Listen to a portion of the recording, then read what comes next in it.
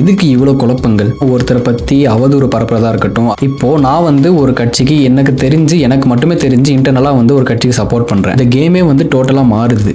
எவ்வளோ கன்ஃபியூஷன் வரும்ன்றதை நீங்கள் தான் வந்து யோசிச்சு பார்க்கணும். At the end of the day நம்ம வந்து சம்பாரிச்சாதான் வந்து நமக்கு சாப்பாடுன்ற சுச்சுவேஷன் தான் அப்படின்றப்போ எலெக்ஷனுக்கு இருக்கிற மிகப்பெரிய கன்ஃபியூஷனுக்கு ஒரு மூல காரணம் கூட சொல்லலாம். ஹலோ டூட்ஸ், இந்த 2026 எலெக்ஷனில் மட்டுமே எதுக்கு இவ்வளோ குழப்பங்கள்? ஒரு தரப்புலேருந்து ரிலீஸ் பண்ணுற எக்ஸிட் போல் ரிசல்ட்டாக இருக்கட்டும், இல்லை மக்கள்கிட்ட கேட்குற கருத்து கணிப்பாக இருக்கட்டும், இல்லை நியூஸ் மீடியா சேனல்ஸாக இருக்கட்டும், சோஷியல் மீடியாவாக இருக்கட்டும், ஒரு பக்கம் பார்க்குறப்போ ஒரு கட்சிக்கு வந்து சப்போர்ட் பண்ணி ஒரு ரிசல்ட், இன்னொரு தரப்பில் பார்க்குறப்ப வந்து இன்னொரு மீடியா சேனலில் பார்க்குறப்ப வந்து இன்னொரு கட்சிக்கு வந்து சப்போர்ட் பண்ணி ஒரு ரிசல்ட்டுமே வந்து வந்துகிட்டு இருக்கு. ஸோ இதுக்கு எல்லாமே வந்து என்ன ரீசனாக இருக்கும்? அது மட்டும் இல்லாமல் இவ்வளோ குழப்பங்கள் வந்து ஏன் இந்த எலெக்ஷனில் மட்டும் நடந்துகிட்டு இருக்கு? மக்கள் வந்து ஒரு ரைட் பர்சனை சூஸ் பண்ணுறதுல எதுக்கு இவ்வளோ கன்ஃபியூஸ் ஆகுறாங்க அப்படின்ற ஒரு கொஸ்டின் எனக்கு இருந்துச்சு. ஸோ இதுக்காக ஆர்கனைஸ்டாக ஒரு ஏஐட்ட வந்து நம்ம இந்த கொஸ்டின் வந்து கேட்க போகிறோம்.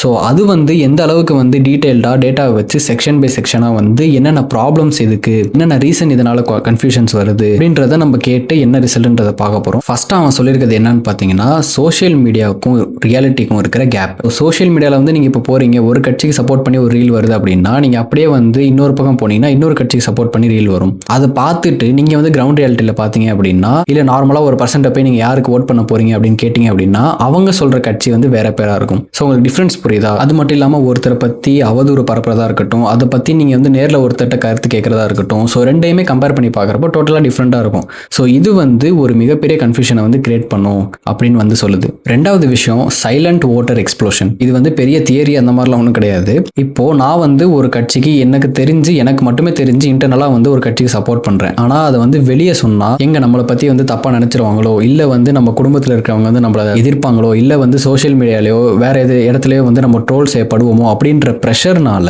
அதை வெளியவே சொல்லாமல் நம்ம வந்து ஜஸ்ட் ஒரு நார்மலாக வந்து ஒரு நியூட்ரலாக இருக்கும் அப்படின்ற மாதிரி வெளியே காட்டிட்டு பப்ளிக்காக வந்து ஒரு கட்சியை வந்து டைரெக்டாக சப்போர்ட் பண்ணாமல் அமைதியாக போயிட்டு ஓட்டு போடுறவங்களோட எண்ணிக்கை பப்ளிசிட்டியாக வந்து சொல்லிட்டு ஓட்டு போடுறவங்களோட எண்ணிக்கையை விட ஜாஸ்தியாக இருக்குது. ஸோ யார் வந்து ரியாலிட்டியில் வந்து யார் எந்த கட்சிக்கு சப்போர்ட் பண்ணுறாங்க அப்படின்றதே வந்து ஒரு பெரிய கன்ஃபியூஷனாக இருக்குது. ஸோ இந்த ஒரு கன்ஃபியூஷனுக்கு இதுவும் ஒரு ரீசன் அப்படின்னு வந்து சொல்லுது. ஸோ மூணாவதாக சொல்கிற பாயிண்ட் என்னன்னு பார்த்தீங்கன்னா, polls are losing accuracy. So நம்ம ஆல்ரெடி சொன்ன மாதிரி இப்போ ரீசெண்டாக வந்து எக்ஸிட் போலாக இருக்கட்டும், இதுக்கு முன்னாடி வந்த கருத்து கணிப்புகளாக இருக்கட்டும், இது எல்லாமே வந்து அக்யூரசி இல்லைன்னு வந்து சொல்ல ஆரம்பிச்சிட்டாங்க.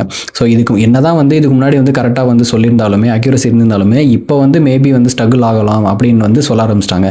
ஏன் கேட்டிங்கன்னா, இந்த தடவை மக்களோட சப்போர்ட் வந்து அந்த அளவுக்கு வந்து உடஞ்சிருக்கு. ஸோ ரூரல் சைடு ஒரு சைடு வந்து ஒரு விதமான சப்போர்ட்டும், அர்பன் சைடில் ஒரு விதமான வந்து சப்போர்ட்டுமே வந்து மிக்ஸ் ஆகி இருக்கிறதுனால ஈவன் தோ அவங்க வந்து கரெக்டாகவே வந்து ப்ரெடிக்ட் பண்ணியிருந்தாலுமே இப்போ வந்து மேபி அக்யூரசி மிஸ் ஆகலாம் அப்படின்னு சொல்கிற அளவுக்கு எக்கச்சக்க போல்ஸோட ரிசல்ட் வந்து அக்யூரசி இல்லாமல் இருக்குது. ஸோ இதுவும் இந்த ஒரு எலெக்ஷனுக்கு மிகப்பெரிய கன்ஃபியூஷனை கொண்டு வந்திருக்கு அப்படின்னு சொல்லலாம். இதில் ஃபோர்த் பாயிண்ட் பார்த்தீங்கன்னா ரொம்பவே வந்து ஒரு முக்கியமான point, algorithm manipulation effect. For example, இப்போ ஒரு கட்சியை வந்து சப்போர்ட் பண்ணி ஒரு இன்ஸ்டாகிராம் ரீல் வருதுன்னு வச்சுக்கோங்களேன், அதை வந்து நீங்கள் பார்க்குறீங்க, ஸோ அதை வந்து லைக் பண்ணுறீங்க. ஸோ அந்த அல்காரிதம் என்ன பண்ணும், நீங்கள் வந்து இதை லைக் பண்ணுறீங்க, அந்த ஹேஷ்டேக்ஸ் மெட்டா டேட்டாஸ் எல்லாத்தையுமே வந்து கலெக்ட் பண்ணி உங்களுக்கு அது ரிலேட்டடாகவே வந்து உங்களுக்கு எமோஷனலாகவும் சரி, இல்லை இந்த மாதிரி இந்த கட்சிக்கு ஆப்போசிட்டாக இந்த கட்சி வந்து நல்லது பண்ணுறாங்க, ஸோ வந்து நீங்கள் இதுக்கு ஓட்டு போட்டால் வந்து பெட்டராக இருக்கும், இல்லை நீங்கள் இதுக்கு வந்து ஓட்டு போட்டால் பெட்டராக இருக்கும்னு சொல்லி மாறி மாறி இந்த மாதிரி அல்காரிதம்ஸ் உங்களுக்கு அது ரிலேட்டடான கண்டென்ட்டை உங்களுக்கு ஃபீல்டில் கொடுத்துக்கிட்டே இருக்குது. ஸோ இது ஒரு வகையில் உங்களை மேனிப்புலேட் பண்ணிடும். ஸோ இந்த மேனிப்புலேஷன் காரணத்தினால எது நல்லது எது கெட்டது அப்படின்னு கூட தெரியாமல் போக சான்ஸ் இருக்குது. ஸோ ஆப்வியஸாக நம்ம ஸ்க்ரோல் பண்ணுறப்போ நிறைய ரீல்ஸ் வந்து அந்த மாதிரி தான் வரும். ஒரு இமோஷனல் கண்டென்ட்டாக இருக்கட்டும்,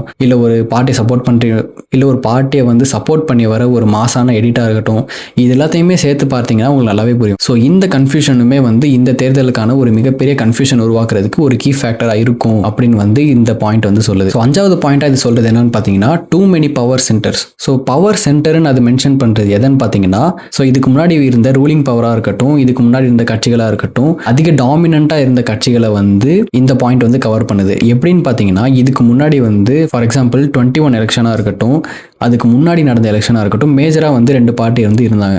ஸோ அந்த 2 பார்ட்டிக்கு அப்புறம் இப்போ புதுசாக வந்து பெரிய மெஜாரிட்டியோட வந்து இன்னொரு பார்ட்டி வந்து வரப்போ, ஸோ இந்த கேமே வந்து டோட்டலாக மாறுது. இதுக்கு முன்னாடி ஏ ஆர் பின்னு இருந்தப்போ ஏ ஆர் பி ஆர் சின்ற ஒரு ஆப்ஷன், ஆர் டின்ற ஒரு ஆப்ஷன் வரப்போ மக்களுக்கு வந்து நிறைய கன்ஃபியூஷன்ஸ் வருது. ஸோ ஆப்வியஸாக ஒரு மனுஷன்ட்ட போயிட்டு 4 ஆப்ஷன் கொடுக்குறப்போ கண்டிப்பாக வந்து நிறைய கன்ஃபியூஷன்ஸ் வரும். அதாவது நார்மல் விஷயத்திலே சொல்கிறேன். ஸோ இந்த மாதிரி ஒரு மிகப்பெரிய வந்து ஒரு நாட்டே ஆள போகிறாங்க, அவங்களுக்கு வந்து நம்ம ஓட்டு போட போகிறோம் அப்படின்ற ஒரு சுச்சுவேஷன் சினாரியோ வரப்போ எவ்வளோ கன்ஃபியூஷன் வரும்ன்றதை நீங்கள் தான் வந்து யோசிச்சு பார்க்கணும்.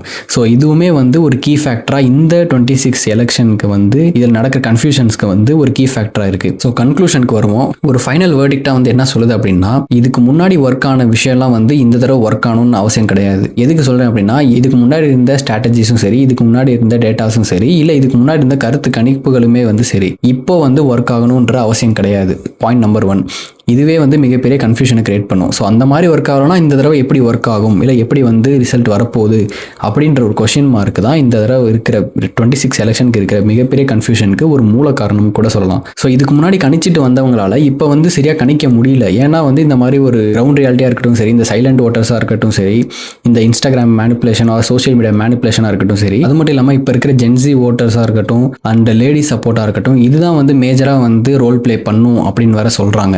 டேட்டா படி பார்த்தா அப்படி தான் சொல்கிறாங்க. இது எல்லாமே வந்து அவ்வளோ தாக்கத்தை வந்து ஏற்படுத்தியிருக்கு. ஸோ அதனால் வந்து இந்த எலெக்ஷனில் இவ்வளோ கன்ஃபியூஷன்ஸ் வந்து ஏற்படுது அப்படின்னு வந்து இந்த ஃபைனல் வெடிக்கில் வந்து சொல்லியிருக்கு. நான் வந்து நார்மலாக தான் வந்து சொல்லிகிட்டு இருக்கேன். எந்த விதமான ஒரு மேனிப்புலேஷனோ இல்லை எலவேட் பண்ணி பேசுகிறேன்னு வந்து நினைக்க வேண்டாம். ஏன்னா ஆப்வியஸாக எந்த பார்ட்டியும் சப்போர்ட் பண்ணி எந்த பெருசாக யூஸுமே வந்து எனக்கு பெருசாக என்னோட பெர்ஸ்பெக்டிவ்ல வந்து கிடையாது. At the end of the day நம்ம வந்து சம்பாரிச்சாதான் வந்து நமக்கு சாப்பாடுன்ற சுச்சுவேஷன் தான். அப்படின்றப்போ இது வந்து உங்கள் எல்லாருக்குமே தெரியும். இதை வந்து நம்ம எல்லாருமே வந்து ரிலேட்டபிளாக வந்து ரிலேட் பண்ணிக்க முடியும். லைக் அந்த ஒரு விஷயம் சொல்லுவாங்கல்ல, எனக்கு மட்டும்தான் வந்து அந்த மாதிரி இருக்குதுன்னு நினச்சேன், ஆனால் இத்தனை பேருக்கு அந்த மாதிரி இருக்கிறப்போ வந்து இப்போ தான் எனக்கு நிம்மதியாக இருக்குது அப்படின்னு வந்து நான் சொல்லுவாங்கல்ல. ஸோ அந்த மாதிரி வந்து நான் சொல்கிறேன். ஆஸ் அ சிட்டிசனாக வந்து நம்ம கருத்தை வந்து சொல்கிறது வந்து it's a mandatory thing. Actually என்னோட கருத்து வந்து இது. ஸோ உங்களுக்கு என்ன தோணுது அப்படின்றது வந்து கமெண்ட் செக்ஷனில் கமெண்ட் பண்ணுங்கள். ஸோ நானும் அதை வந்து படித்து தெரிஞ்சுக்கிறேன். நீங்கள் வந்து எந்த விதமான திங்கிங்கில் வந்து போய் ஓட்டு போட்டீங்க, இல்லை கொள்கைகள் மூலயமா வந்து சப்போர்ட் பண்ணுறீங்களா, இல்லை என்ன டீட்டெயில்ஸ்ன்றதை மறக்காமல் கமெண்ட் பண்ணுங்கள். இதே மாதிரி இன்னொரு கண்டிப்பாக இன்ட்ரெஸ்டிங்கான வீடியோவில் வந்து பார்ப்போம். அன்டில் தென் பார்ப்போம். பை.